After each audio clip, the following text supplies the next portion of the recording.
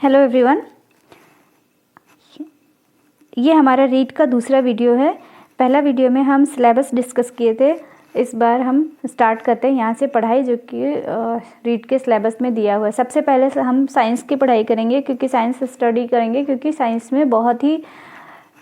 बहुत ब्रॉड है और दूसरी चीज़ नंबर गेन करने वाला पार्ट है, तो और जल्दी याद भी हो जाता है, इंटरेस्टिंग होता है। इसलिए हम साइंस स्टार्ट करेंगे सो दैट कि हमारा मन लगा अच्छे से उसमें पढ़ने, मतलब मज़ा आए पढ़ने में, तो हम आगे और अच्छे से पढ़ाई करेंगे, बाकी पोर्शन भी।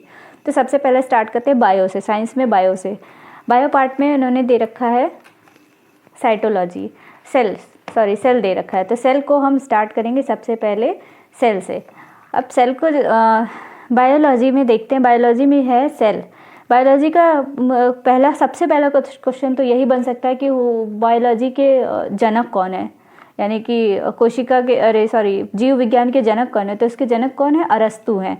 तो ये पॉइंट सबसे पहले ही पूछ सकता है कि biology, who is the father of biology, जीव विज्ञान, तो अरस्तु। ये पॉइंट नोट करने वाला है। सेकंड, अब सेल यानी सेल चैप्टर जो दिया हो, उसका हम जिसके अंतर्गत अध्ययन करते उसको क्या कहते हैं? साइटोलॉजी। दूसरा पॉइंट हमारा ये बनता है। तो साइटोलॉजी के सेल का अध्ययन करने को हम जिसके अंतर्गत कोशिका के अध्ययन करने को ही साइटोलॉजी कहलाता है। तो इसमें क्या है लिखा है मैंने, इसमें किसी भी मनुष्य या जंतु की प्राथमिक इकाई सेल यानी कोशिका होती है। इस कोशिका के अध्ययन को ही साइटोलॉजी कहते हैं। ठीक है। अब कोशिका यानी सेल का पता किसने लगाया? सबसे पहले किसने खोजा? पता कैसे चला कि सेल, हमारे लाइफ में भी सेल नाम की कोई चीज़ है? तो सेल को सबसे पहले रॉबर्ट हुक ने 1665 में खोजा। 1665 रॉबर्ट हुक, यहाँ मैंने नोट कर रखा है यहाँ पे कि 1665 में रॉबर्ट हुक ने किया। कौन सी सेल का? डेड सेल का, मृत यानी निर्जीव कोशिका का खोज किया। इनकी बुक है माइक्रोग्राफिया, जिसमें इन्होंने मेंशन किया इस चीज़ को। इन्होंने कोर्क में देखा मधुमक्खी के छत्ते जैसा स्ट्रक्चर, और उस स्ट्रक्चर में एक सिंगल यूनिट यानी कि मधुमक्खी में जो गोल गोल सा छेद होता है, हर मधुमक्खी के छत्ते ऐसे ऐसे पास पास होते हैं, तो हर उसमें, तो ये जो एक सिंगल यानी कि ये एक, इसको इन्होंने सेल का नाम दिया। इस यूनिट को इन्होंने सेल का नाम दिया। यहीं से उनकी खोज हुई। ठीक है। कोर्क बनता कैसे? जो पेड़ के छाले होते हैं, छिलके ऊपर वाले ड्राई वाले, वो उससे बनता है। उसको कंप्रेस करके या कुछ ऐसे करके बनाते हैं कोर्क को। जो कोर्क क्या होता है कि शीशे की, कांच की बॉटल जो होती है, उसके कैप के रूप में यूज़ करते हैं, या फिर कैप के अंदर लगाते हैं पतली सी लेयर, जो लकड़ी टाइप की, वुड टाइप की दिखती है, वो होती है कोर्क। ठीक है। नेक्स्ट आते हैं। अब लिविंग सेल की खोज किसने की? तो 1675, इन्होंने 1665 में किया था। और ये लिवेन हॉक ने 1674 में लिविंग सेल की खोज करी। लिविंग सेल सजीव कोशिका यानी पानी में, इन्होंने कहाँ खोजा? पानी में इसकी खोज करी। कोशिका का सिद्धांत किसने दिया, यानी सेल थ्योरी को किसने दिया? तो given by Schleiden and Schwann. Schleiden and Schwann दो वैज्ञानिक थे, इन्होंने कोशिका की थ्योरी दी। ठीक है। इतना हो गया हमारा। इसमें से पॉइंट करने वाली चीज़ें हैं। पहला तो हमारा याद रखने वाली चीज़ है, बायोलॉजी के जनक कौन है? अरस्तु हैं, यानी जीव विज्ञान के जनक अरस्तु हैं। दूसरा, हम जिसके अंतर्गत कोशिका का अध्ययन करते हो, यानी सेल का अध्ययन करते हैं, उसको क्या कहते हैं? तो वो साइटोलॉजी होता है। फिर कोशिका का खोज किसने किया? तो रॉबर्ट हुक ने किया। कोशिका के फादर यानी जनक कौन है? तो वो रॉबर्ट हुक हैं, 1665 में किया। फिर उसके बाद है तीसरा पॉइंट है ल्यूवेन हॉक, यानी कि किसने सजीव कोशिका की खोज की सबसे पहले, और कहाँ की? पानी में, तालाब के पानी में किया सजीव कोशिका की खोज। ल्यूवेन हॉक ने 1674 में किया। कोशिका के सिद्धांत किसने दिया? कोशिका के सिद्धांत, सेल थ्योरी, स्लाइडेन एंड स्वान ने दिया। तो इतने में से हम एक दो पॉइंट, जो भी इम्पोर्टेंट पॉइंट है, उसको नोट कर लेना, और फिर याद कर लेना, उसको रिवाइज कर लेना। फिर प्रत्येक जीव का निर्माण कोशिकाओं से हुआ, यूनिसेल्युलर। And multi cellular. अब एक कोशिकीय क्या होती है और बहुकोशिकीय क्या होती है? ऐसे जीव जो एक सेल से ही बना है यूनिसेलुलर कहलाता है। मतलब ऐसा जीव, कोई एक जीव होता है जैसे अमीबा है, हमारा अमीबा है, पैरामीशियम है, जीवाणु है, ये सारे हैं ना, वो सारे यूनिसेलुलर मतलब एक ही सेल से बने हुए हैं। हमारी बॉडी क्या होता है, इतने सेल हैं कि मतलब क्या ही बताएं, बहुत ही ज़्यादा सेल है हमारी बॉडी में, तो मल्टी सेलुलर है हमारी बॉडी का सेल हम मल्टी सेलुलर हैं। प्लांट्स क्या है? Multi cellular. तो एनिमल्स और पादप और जीव जंतु मल्टी सेलुलर में आएंगे, ठीक है। मल्टी सेलुलर ऐसे जीव जो कई कोशिकाएं यानी में एक साथ कई कोशिकाओं से, जैसे मधुमक्खी का छत्ता कई सारे हो, वो गोल गोल उससे बना होता है, हर एक में मधुमक्खी रहती है, उस तरह से कई ऐसे जीव कई कोशिकाओं से मिलकर बने होते हैं, मल्टी सेलुलर या बहुकोशिकीय कहलाते हैं। एग्जाम्पल जीव जंतु। नोट करने वाला पॉइंट क्या है यहाँ पे? वायरस जब तक किसी लिविंग ऑर्गेनिज्म से बाहर रहता है, कौन? वायरस निर्जीव रहता है। मतलब कि लाइक हमारा फॉर एग्जाम्पल अभी कोरोना है, चल रहा है, वो तो खैर लिविंग है, बट जब तक वायरस क्या होता है कि जब तक हमारी बॉडी से बाहर है, हमारी बॉडी में इंसर्ट नहीं किया है ना, तब तक वो निर्जीव रहता है, उसमें कोई जान वान नहीं रहती है। लेकिन जैसे ही वो हमारे बॉडी में आता है, इंसर्ट करता है, या प्लांट्स में इंसर्ट करता है, किसी भी एनिमल में इंसर्ट करता है, तो क्या हो जाता है? वो सजीव हो जाता है, लिविंग ऑर्गेनिज्म हो जाता है। तो ये जो है वायरस जो है, ये स्वीडन और हॉक यानी कि इन्होंने जो दिया था, स्वीडन और हॉक ने लिवेनहॉक ने जो स्लाइडेन एंड हॉक ने दिया था, सॉरी इन्होंने दिया था कोशिका सिद्धांत, स्लाइडेन एंड हॉक ने जो दिया था कोशिका सिद्धांत, उनके उसको फॉलो नहीं करता ये चीज़, है ना। क्योंकि जब ये बाहर रहता है नॉन लिविंग होता है, अंदर आ जाता है लिविंग हो जाता है, जी जाता है, उसको जान मिल जाती है पूरी। फिर क्या है? प्रत्येक कोशिका एक स्वाधीन इकाई होती है, फिर भी साथ मिलकर काम करती है। मतलब हर कोशिका इंडिपेंडेंट यूनिट होती है, जिसको किसी भी चीज़ की नीड नहीं होती, किसी की हेल्प की जरूरत नहीं होती, अपना काम खुद ही कर लेता है, सब कुछ अपनी नीड कंप्लीट कर लेता है खुद से, तो इससे इंडिपेंडेंट है ना। फिर और लेकिन ये एक उसमें साथ मिलकर काम करता है। अब देखते हैं सेल का, यहाँ से सेल का जो प्रोटेक्टिव लेयर होता है यानी कि सुरक्षात्मक आवरण। अब जैसे हमारी ये जो हमारी फिंगर है ना, वो कई सारे मल्टी सेलुलर है, मल्टी सेलुलर उससे कई सारे सेल हैं इसमें। तो ये जो हर सेल होता है उसका प्रोटेक्टिव लेयर यानी इनको सुरक्षात्मक यानी बाहर जो उनको प्रोटेक्ट करते हैं, वो जो लेयर होती है वो दो पार्ट से मिलके बनी होती है। एक सेल वॉल होता है, एक सेल मेम्ब्रेन होता है। सेल वॉल जो होती है यानी कोशिका भित्ति होती है, सेल मेम्ब्रेन कोशिका झिल्ली या फिर इसको प्लाज्मा मेम्ब्रेन भी कहते हैं। तो सेल का जो एक पार्ट है प्रोटेक्टिव लेयर, वो दो पार्ट में डिवाइड है, पहला सेल वॉल, दूसरा सेल मेम्ब्रेन। और जो दूसरा पार्ट है यानी कि जीव द्रव्य, जिसको हिंदी इंग्लिश में प्रोटोप्लाज्म कहते हैं। तो प्रोटोप्लाज्म में भी प्रोटोप्लाज्म को भी दो पार्टों में डिवाइड किया गया, दो पार्ट्स में। तो साइटोप्लाज्म एंड न्यूक्लियस यानी केंद्रक, कोशिका द्रव्य केंद्रक। उसके बाद हम स्टार्ट करते हैं, हम सबसे पहले स्टार्ट करेंगे प्रोटेक्टिव लेयर से। तो आइए देखते हैं प्रोटेक्टिव लेयर में क्या होता है। सेल वॉल आपने यहाँ पे देखा ही है, सेल वॉल।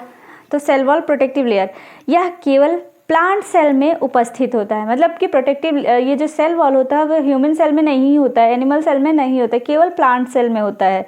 यह सेलुलोज से निर्मित होता है। किससे बना होता है? सेलुलोज से। सेल वॉल किस में नहीं होता? एनिमल सेल में नहीं होता, प्लांट सेल में होता है। हमेशा याद रखना, प्लांट सेल में होता है ये चीज़। पूछ सकता है ये क्वेश्चन कि सेल वॉल किस में उपस्थित होता है, किस में नहीं उपस्थित होता है। तो किस में नहीं होता है? एनिमल में नहीं होता, यानी जंतु में नहीं होता है। तो ये केवल प्लांट सेल में होता है। यह सेलुलोज से बना होता है, यानी कि जो पेड़ का हर एक पोर्शन है उसमें सब जगह सेल से ही मिलके बना हुआ है वो पेड़। तो सेल के जो पेड़ का कोई भी पोर्शन आप पूछोगे किससे बना हुआ, तो सेलुलोज सेल से बना, सेल जो है सेलुलोज से बना है, तो वो सेलुलोज पेड़ ऑब्वियसली पेड़ से ही कहलाएगा। तो सेलुलोज से निर्मित होता है, ठीक है। सेल वॉल सेलुलोज से निर्मित होता है। सेलुलोज एक प्रकार का पॉलीसेक्राइड कार्बोहाइड्रेट होता है। ये एक जो सेलुलोज होता है ना, ये याद रखना कि क्या होता है, ये पॉलीसेक्राइड कार्बोहाइड्रेट होता है जो प्रकृति में सर्वाधिक मात्रा में पाया जाना वाला कार्बोहाइड्रेट होता है। मतलब पॉलीसेक्राइड कार्बोहाइड्रेट जो होता है वो हमारे उसमें प्रकृति में यानी कि नेचर में सबसे ज़्यादा मिलने वाला कार्बोहाइड्रेट होता है। तो सेल वॉल बना कैसे होता है, ये देखो यहाँ पे जो प्लांट सेल होता है ना, प्लांट सेल में सेल वॉल सबसे पहले अंदर जो है ये अंदर वाला पोर्शन यानी कि ये वाली वॉल ये क्या होती है, सेल मेम्ब्रेन होती है। अंदर वाला सेल मेम्ब्रेन होता है और ये जो बाहर वाला होता है लेयर, प्रोटेक्टिव लेयर, ये सेल वॉल होता है। ठीक है, ये सेल वॉल, प्लांट सेल में पहले सेल वॉल होता है फिर सेल मेम्ब्रेन होता है। सेल वॉल उसी में होता है, प्लांट में ही होता है, एनिमल में नहीं होता है। ये चीज़ें आपको याद रखनी पड़ेंगी। नेक्स्ट, सभी प्लांट के सेल वॉल सेलुलोज से मिलकर बने होते हैं। ये तो हमने यहाँ ही बता दिया है। ठीक है, नोट, कवक सेल वॉल काइटिन का बना होता है, यानी ये एक एक्सेप्शन है यहाँ पे। जो कवक होता है यानी कि फंजाई जो होता है वो सेल वॉल, उसका सेल वॉल जो है काइटिन का बना होता है। काइटिन भी एक प्रकार का पॉलीसेक्राइड कार्बोहाइड्रेट होता है और पॉलीसेक्राइड कार्बोहाइड्रेट मिलता कहाँ है, नेचर में सबसे अधिक मात्रा में मिलता है। ठीक है, ये कार्बोहाइड्रेट सबसे अधिक मात्रा में नेचर में मिलता है। ठीक है, अब प्लांट सेल में दोनों आवरण cell wall and cell membrane होता है, ये तो बता ही दिया मैंने। सेल वॉल प्लांट का सबसे बाहरी आवरण एंड सेल मेम्ब्रेन प्लांट का दूसरा आवरण होता है, ये भी मैंने आपको बता दिया है। आइए जानते हैं सेल मेम्ब्रेन क्या है। सेल मेम्ब्रेन का काम क्या है, सेल जो जंतु कोशिकाओं में सेल मेम्ब्रेन ही सबसे बाहरी आवरण होता है। यानी कि जब देखो आपने यहाँ पढ़ा कि सेल वॉल में जो सबसे बाहरी लेयर होती है, सबसे फर्स्ट लेयर जो होती है वो क्या होती है, सेल वॉल की। और जो एनिमल सेल है ना, एनिमल सेल की सबसे बाहरी लेयर क्या होगी, सेल मेम्ब्रेन की, क्योंकि उसमें प्लांट सेल वॉल मिलता ही नहीं, तो ऑब्वियस है, वेरी ऑब्वियस कि यहाँ पे सेल मेम्ब्रेन ही उसका फर्स्ट लेयर होगा। ठीक है, तो very first layer is cell membrane. जंतु कोशिका में सेल मेम्ब्रेन ही सबसे बाहरी आवरण होता है, क्योंकि जंतु कोशिका में सेल वॉल नहीं होता है ना। Cell membrane protein plus lipid यानी लिपिड इज वसा यानी फैट, ठीक है, का बना होता है। Cell membrane protein plus lipid का बना होता है। यह एक प्रकार की चयनात्मक पारगम्य झिल्ली होती है, सेलेक्टिव सेमी परमिएबल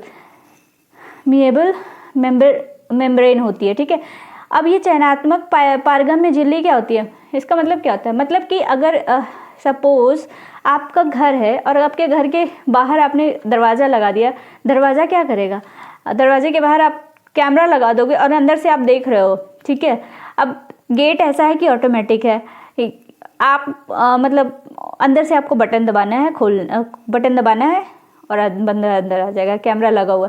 अब आप किसको अंदर आने दोगे, आप सेलेक्ट करोगे किसी भी अननोन पर्सन को, तो अपने घर में एंट्री नहीं दोगे। किसी भी उसको अनजाने में आदमी अगर घुस जाएगा तो कुछ भी प्रॉब्लम हो सकती है। ठीक है, तो उसको आप रोकते हो, उसको अंदर आने से बचाते हो। और अगर हमें बाहर जाना है, सपोज आपको बाहर जाना है, आपके घर के किसी मेंबर को बाहर जाना है, तो वो आपसे पूछता है कि मैं जा रहा हूँ, अब क्या गेट खोल दोगे, तो गेट खोलो। तो इसी तरह सेल मेम्ब्रेन का भी एक काम होता है। ये क्या करता है, सेल के अंदर कौन सी चीज़ आएगी, कौन सी चीज़ बाहर जाएगी, ये सेल मेम्ब्रेन डिसाइड करता है। ये उसको मतलब वो डिसाइड करता है सेल मेम्ब्रेन की क्या चीज़ बाहर आ सकती है और क्या चीज़ बाहर जा सकती है। ठीक है, तो इसलिए इसको चयनात्मक पारगम्य झिल्ली कहते हैं।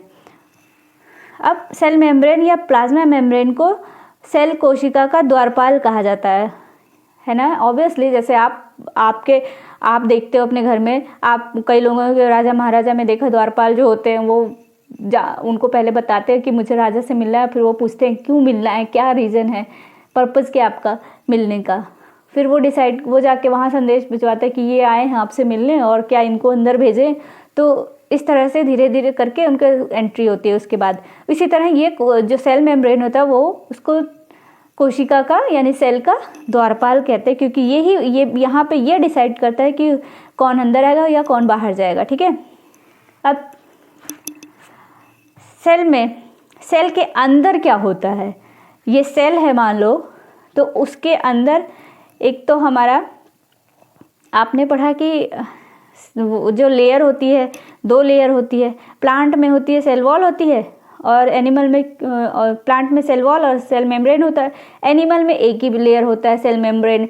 अब सेल मेम्ब्रेन के बाद अंदर क्या होता है, सेल मेम्ब्रेन का ये जो सेल मेम्ब्रेन जिसके अंदर वाला पोर्शन जो होता है मिलके बना होता है ना, उसको क्रिस्टी कहते हैं। ठीक है, तो आगे देखते हैं कि सेल मेम्ब्रेन के अंदर जो एंट्री करके हम देखते हैं, कोशिश क्या पता हमें अंदर जाने दे, तो हम जाके अंदर देखते हैं है क्या।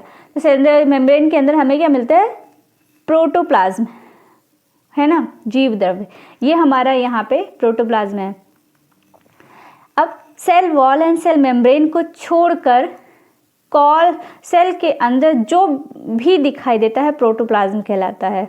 ठीक है, ऑब्वियसली सेल मेम्ब्रेन और सेल वॉल को छोड़ के जो भी अंदर दिखता है वो पूरा पोर्शन प्रोटोप्लाज्म कहलाता है। ठीक है, जैसे कि यहाँ पे ये मैंने पिक्चर बना दिया है, छोटे छोटे चीज़ें कुछ चीज़ें बना रखी हैं प्रोटोप्लाज्म। ये protoplasm cell wall and cell membrane को छोड़कर सेल के अंदर जो भी दिखाई देता है प्रोटोप्लाज्म होता है। प्रोटोप्लाज्म सेल की सबसे महत्वपूर्ण या जीवन का भौतिक आधार होता है। जीवन का भौतिक आधार कौन होता है, तो क्या होगा, जीव द्रव्य यानी प्रोटोप्लाज्म होता है जीवन का भौतिक आधार। This line is given by professor Huxley. ये जो जीवन का भौतिक आहार जो है, जो ये बोला है ना, वो किसने दिया है, हक्सले ने दिया है। हक्सले ने ये लाइन बोला है कि प्रोटोप्लाज्म जीवन का भौतिक आहार है, जीव द्रव्य आधार है, सॉरी आहार कह रही हूँ, जीव द्रव्य जीवन का भौतिक आधार है। तो प्रोटोप्लाज्म में क्या क्या होता है, सबसे पहले हम ये देखते हैं। देखो यहाँ पे हमने देखा था कि प्रोटोप्लाज्म में साइटोप्लाज्म होता है, कोशिका द्रव्य होता है, केंद्रक होता है, न्यूक्लियस। यहाँ पे हम देखते हैं फिर से प्रोटोप्लाज्म में क्या होता है। प्रोटोप्लाज्म में जो साइटोप्लाज्म होता है, एक तो कोशिका द्रव्य, दूसरा न्यूक्लियस होता है। तो सबसे पहले हम साइटोप्लाज्म के पार्ट्स देखते हैं, इसमें है क्या क्या चीज़ें। तो एंडोप्लाज्मिक है ना, रेक्टिलम क्या,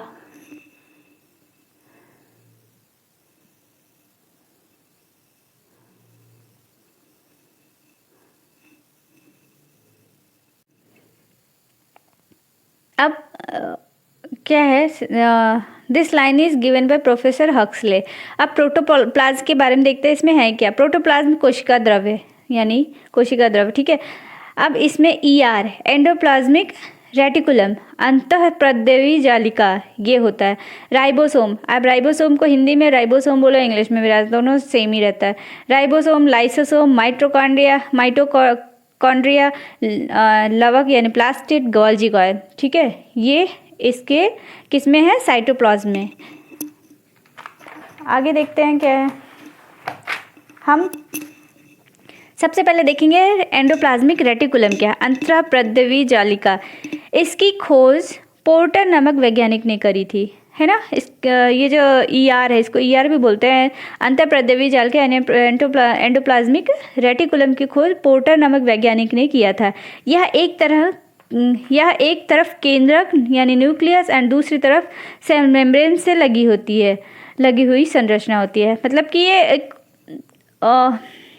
कंकाल कहते हैं, जैसे ER को कोशिका का कंकाल तंत्र कहा जाता है। केंद्रक और उसकी तरफ मतलब सबको सपोर्ट दिए रहता है, अंदर दोनों तरफ से लगी रहती है। जैसे कि ये मैंने पिक्चर बना दिया, यहाँ पे हमारा केंद्रक यानी न्यूक्लियस है, वहाँ से ER इससे ऐसे है, ये सारे ER है, इनको सेल मेम्ब्रेन से कनेक्ट किया हुआ है ER, ताकि ये सेल मेम्ब्रेन अपनी जगह पे बना रहे, ठीक है।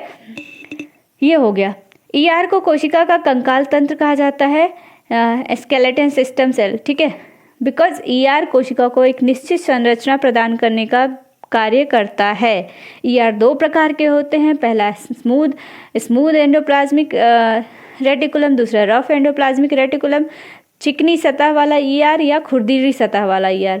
अब चिकनी सतह वाला ER जो होता है फैट का निर्माण करता है, खुरदरी सतह वाला ER जो होता है वो राइबोसोम बनाते हैं।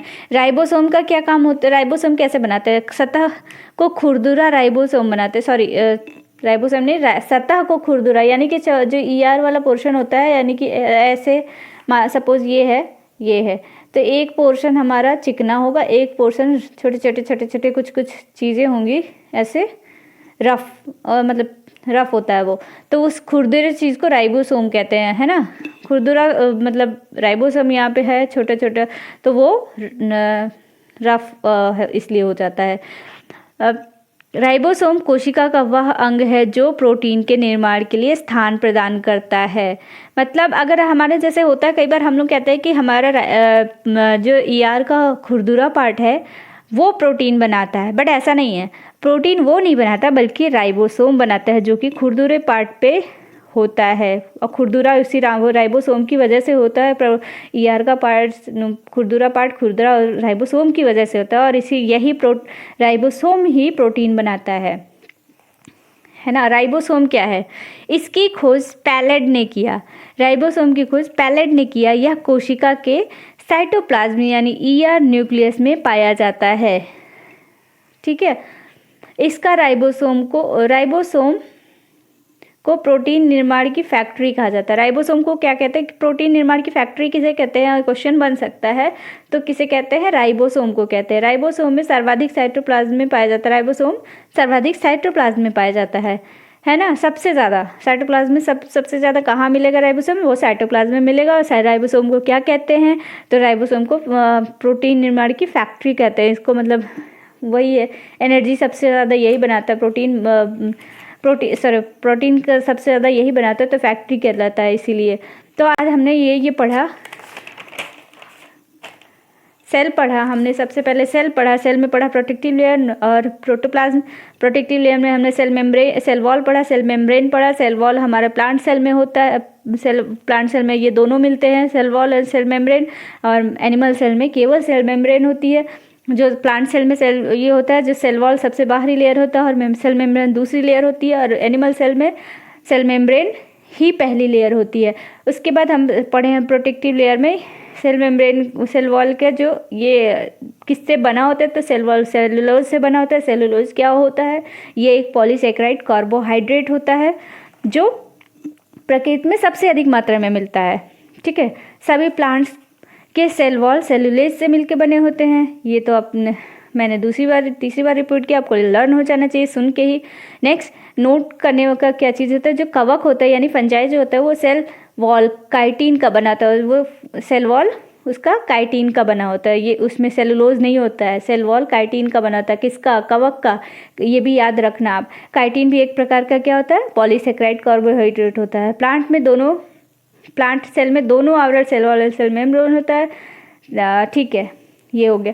दूसरा यहाँ पे हमारा सबसे लर्न करने वाली चीज़ है सेल वॉल किसमें होता है, केवल प्लांट सेल में होता है।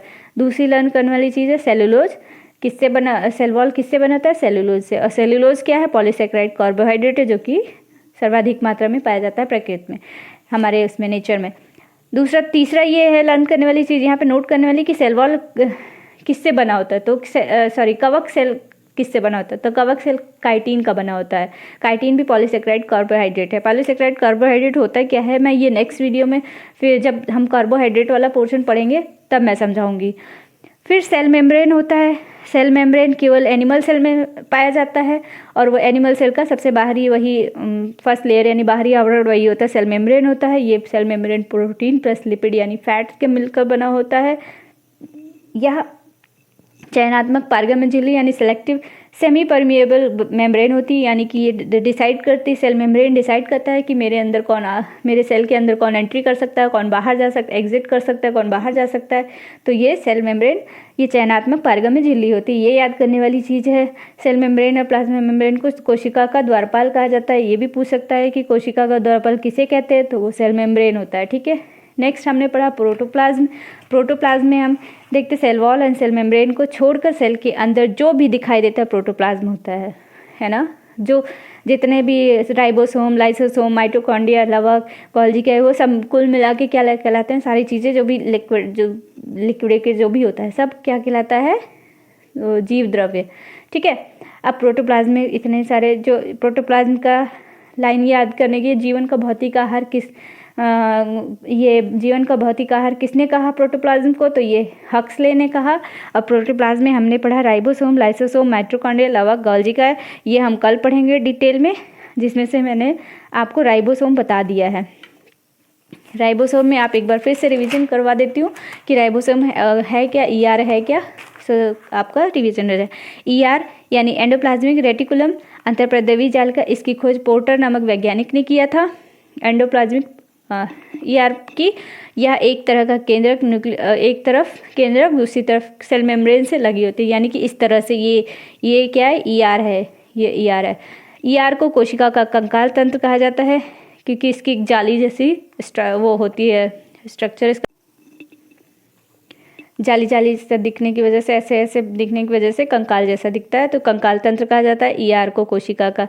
अब ईआर एक क्या करता है, ईआर का क्या काम होता है न्यूक्लियस के उसमें, तो ईआर एक निश्चित संरचना प्रदान करने का काम करता है न्यूक्लियस का, ठीक है। ईआर दो प्रकार के होते हैं, एक स्मूथ एंडोप्लाज्मिक, दूसरा रफ एंडोप्लाज्मिक, तो रेटिकुलम, ठीक है। स्मूथ रेटिकुलम चिकनी सतह वाला ईआर, रफ एंडोप्लाज्मिक रेटिकुलम यानी खुरदुरी सतह वाला ईआर।